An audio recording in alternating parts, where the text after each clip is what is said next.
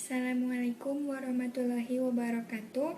Bismillahirrahmanirrahim. Asyhadu an la ilaha illallah wa asyhadu anna Muhammadar Rasulullah. Allahumma sholli ala sayyidina Muhammad wa ala ali sayyidina Muhammad. Amma ba'du.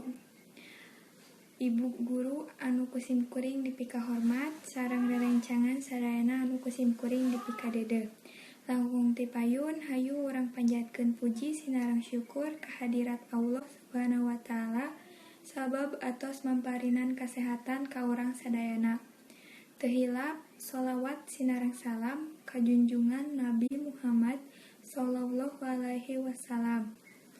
Alhamdulillah dina ieu waktos abdi bari ngedugikeun diantara anu jejerna salat. Salat teh nyaeta anu dimimitian ku takbir di akhiran ku salam. Salat teh aya dua rupa, nyaeta salat wajib jeung salat sunah. Salat wajib teh naon?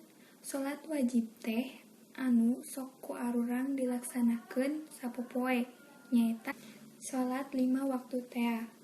Sedangkeun lamun salat sunah nyaeta salat anu jang dianjurkeun jang dilaksanakeun.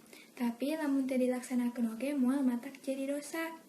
Salat sunah teh aya sabeberiji, di antawisna aya salat duha, salat tahajud, salat istisqa, salat hajat jeung sajabana. Rasulullah sallallahu alaihi wasallam ngadawuh, salat teh nyaeta tihangna agama. Saha wae anu nangtungkeun salatna sarua jeung nangtungkeun agamana sorangan. Hadis riwayat Bukhari Muslim. Hadis di luhur mangrupakeun tegak jeung henteuna agama Islam dina dirina muslim, gumantung ka istiqomahan hamba ngalakukeun salatna.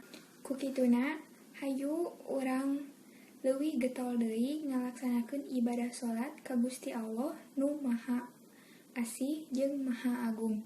Mung sakitu anu kusim kuring didugikeun. Hapunten bilih aya kalepatan.